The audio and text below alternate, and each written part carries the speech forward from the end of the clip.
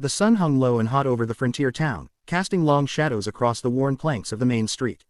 Dust kicked up with every bootstep and wagon wheel, swirling in lazy spirals under the July heat. Elias Harper rode in slow, his old buckskin horse chewing at the bit. He was a tall, weather-worn man in his early 60s, with silver in his beard and sunburn in his squint. He'd come for flour and seed, not trouble. But trouble found him the moment he tied his horse outside the general store. A crowd had gathered at the center of town, louder than usual, drawn towards something ugly. Elias heard the hooting first, men shouting, laughing, jeering. As he pushed through the crowd, the smell of sweat and whiskey and desperation thickened. That's when he saw it. A wooden platform, hastily built, with 3 girls standing on it like livestock at a cattle auction. They couldn't have been more than 15, maybe 16. Chinese, by their dress and their eyes, frightened, hollowed by fear. They stood close together, wrists bound with rope, dresses smudged with travel and filth. One tried to look brave, chin lifted, but her lip trembled when the auctioneer touched her shoulder. Lot 23, the auctioneer barked, his voice oily and loud. 3 fine pieces, imported from the east. You boys know what that means. Good hands in the kitchen, and quiet at night. Startin' at $50. Men laughed. One raised a bottle, another shouted something vile. Elias didn't speak. His face tightened, his jaw set. This was not the world he'd fought for, not the freedom he'd buried his brothers for during the war. He stepped forward through the crowd until he stood near the front, arms crossed over his chest. The bidding began, crude and loud. The price climbed. 55, 60, 65. One girl began to cry. Another tried to hide her face in the shoulder of the tallest, who stood between them like a barrier. 80. A man in a gambler's coat yelled. 90. Elias raised his voice for the first time. 200. The crowd fell silent, heads turned. The auctioneer blinked. 200. He repeated, uncertain. I said what I said. Elias stepped closer to the platform. 200 for all 3. Paid in gold. The gambler scoffed. You can't outbid everyone just to play the savior, old man. Elias looked at him calmly. I'm not playin'. The auctioneer scratched his neck, eyes darting. Well, hell, I guess that settles it. 200. Goin' once, twice, sold. Elias didn't smile. He climbed onto the platform, pulled a long knife from his belt, and cut the girls' ropes himself. They flinched as he approached, but he moved slowly, gently, keeping his hands where they could see them. The moment the bindings fell, they backed away from the auctioneer and pressed close to each other again. You're safe now, Elias said, softly, more to the wind than to them. Ain't no one gonna touch you while I'm around. He helped them down one at a time. The townspeople watched in silence, unsure what to make of it. This old man who'd paid a fortune not to own, but to free. As Elias walked away from the platform, leading the 3 girls through the stunned crowd, someone muttered, what the hell's he gonna do with them? He didn't answer. He just kept walking, toward his horse, toward home, toward something better. The ride back to the Harper Ranch was long and silent. The 3 girls rode in Elias's wagon, huddled close together on a worn wool blanket in the back. They didn't speak. Not to him, not to one another. The youngest, with the narrowest shoulders and tear-stained cheeks, kept her gaze fixed on the sky as if watching for some invisible escape. The other 2, older by only a few years, sat stiff and alert. One of them, with a proud, sharp expression and hair tied in a long black braid, never looked away from Elias's back as he drove. He could feel her eyes on him, distrustful, cautious. The ranch came into view just before dusk, a modest sprawl of prairie grass, sun-bleached fences, and one main house surrounded by smaller cabins. Chickens pecked at dry ground. A dog barked and ran to greet the wagon, circling until Elias shooed it away. As the wagon pulled to a stop, 3 men stepped out of the barn, wiping sweat and dust from their arms, his sons. Daniel, the eldest, stood tall and quiet, arms folded over a chest used to swinging hammers. Thomas, leaner and sharper, narrowed his eyes when he saw the passengers. Luke, the youngest, barely 21, furrowed his brow and stepped forward uncertainly. Elias climbed down first, then turned and offered a hand to the girls. They hesitated. The eldest girl moved first, shaking her head but taking the hand anyway. The others followed, one gripping the other's sleeve like a lifeline. Thomas was the first to speak. What the hell, Pa? Elias looked at each of them. These girls were being auctioned off in town. Daniel's jaw clenched. So you bought them? I bought their freedom, Elias said, flat. Didn't feel right to ride past it and pretend I didn't see. Luke looked from his father to the girls. What are we supposed to do with them? Nothing, Elias said. They're not animals. They're not servants. They'll stay in the east cabin, same as any guest. They've been through worse than anything we can guess, and I'm not about to add to it. Thomas scoffed. And Ma's been dead 5 years. We don't exactly have a house full of spare hands. I didn't bring them here to help us, Elias said. I brought them here so no one else would hurt them.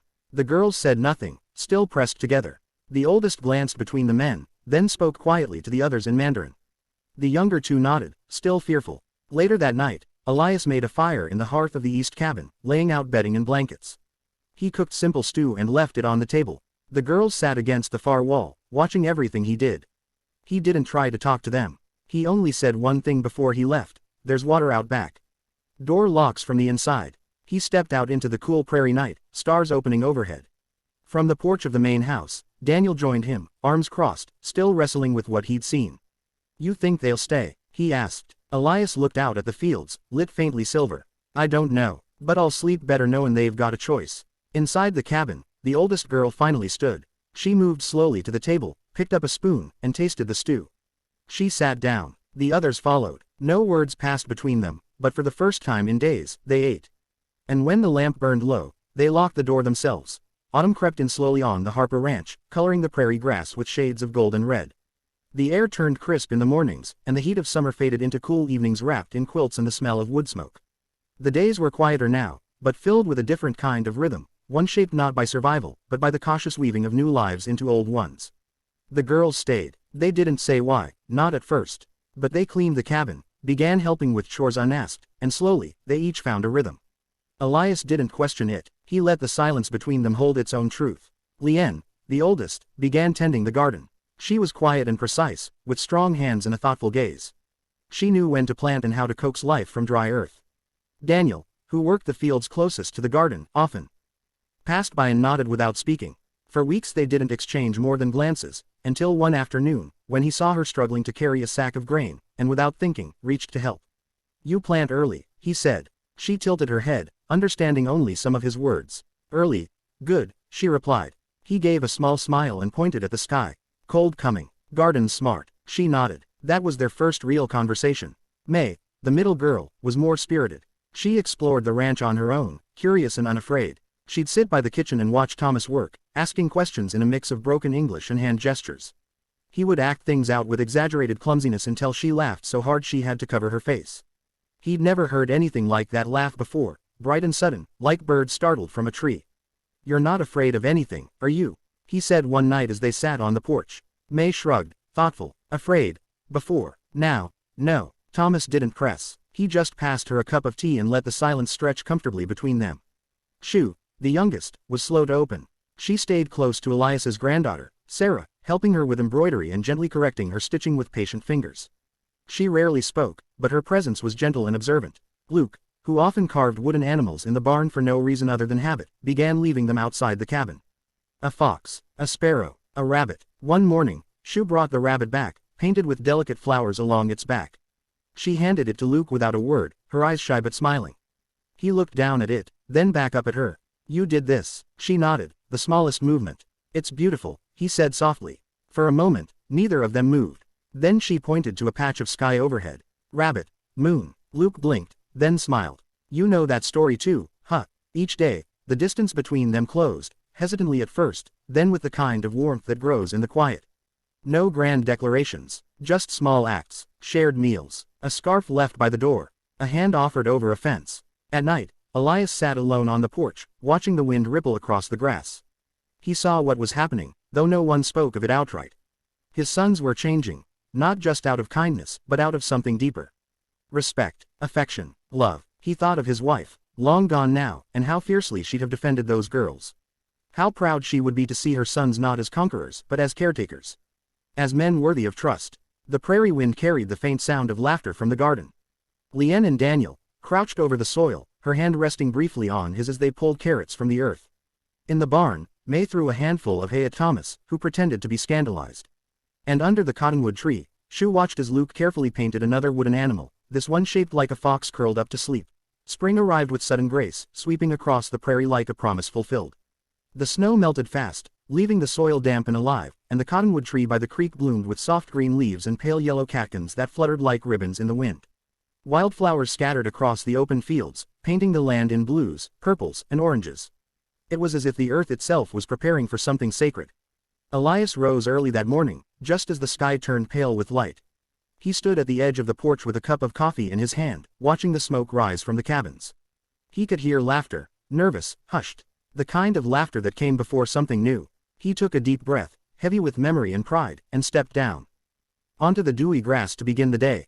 The town had gathered, more people than had ever come to the Harper Ranch.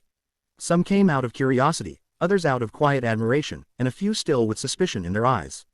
But no one spoke ill. Not anymore. The months had changed things. Stories had spread. People had seen with their own eyes how the Harper boys had treated the girls with respect, how the girls had not just endured but flourished. There was no church nearby, no preacher available, but that didn't matter. The cottonwood tree would serve well enough. Beneath its branches, the earth had been cleared and lined with stones. Elias stood there, dressed in his old Sunday coat, freshly brushed. His sons stood beside him, each straight-backed and solemn. Beside each one, a woman stood, not girls anymore, but women with their own strength, their own quiet certainty. Leanne wore a simple white dress with a red sash tied at her waist, a nod to her ancestors.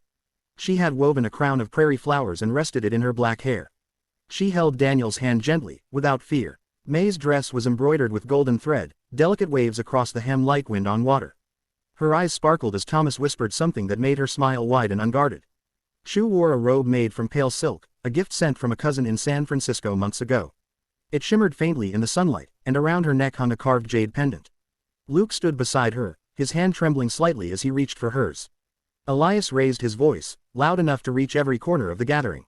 "They came here strangers, all of them," he said, "and we didn't know what would come of it. Truth be told, I didn't know what I was doing when I brought them home. I just knew I couldn't ride away and leave them behind." He looked at each couple, his voice thickening. "But what I saw in the months since, it ain't just kindness.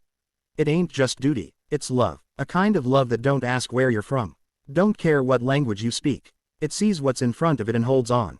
He stepped back. The couples faced each other, exchanging vows in quiet, unpracticed voices.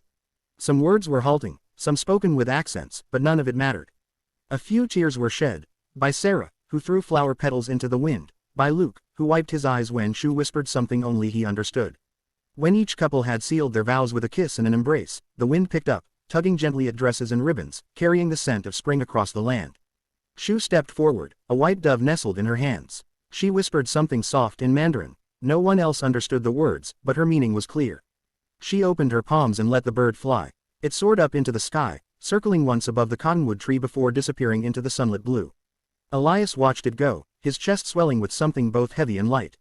Behind him, music began, a fiddle and an old harmonica, played by neighbors who hadn't known they'd be part of a wedding until that very morning. The guests joined in slowly, clapping hands, tapping feet. Tables were filled with food brought from nearby farms, steamed buns alongside cornbread, roasted chicken with ginger and wild herbs, sweet tea and rice wine poured into mismatched cups. Under the wide prairie sky, the Harper Ranch became more than a home. It became a place of beginnings. Not everyone understood how it had happened, but everyone could feel it. Something had been healed, something had been made whole. As the sun dipped toward the west, Elias sat beneath the cottonwood tree, his hat tilted back, watching his sons dance with their new brides. He closed his eyes for a moment, listening to the sound of laughter and music and wind, and felt the world settle into place. The past had been hard and cruel, but it had not won. Something better had taken root, and it would grow.